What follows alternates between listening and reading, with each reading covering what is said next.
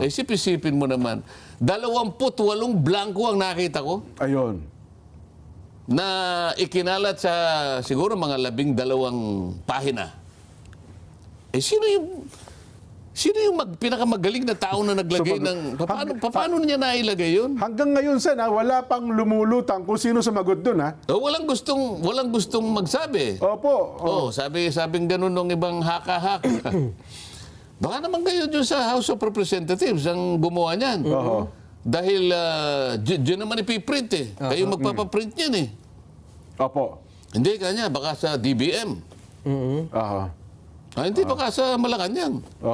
Ay, sino nga, di ba? Ayan. Kailangan kasi matukoy mo kung sino. Isip-isipin mo naman, ha? Sana sabi ko na sa inyo. Karaniwan, magsisimula ang debate September, Oktubre, Nobyembre. Opo. O di 3 buwan. Hanggang sa umabot yan sa BICAM nga.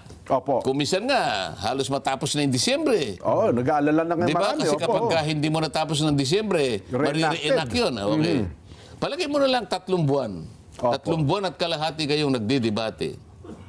Pagkatapos isang tao lang, ang gagawa ng... Doon lang pala ayusin, ano ba? Babaliwala pa lahat ng debate ninyo.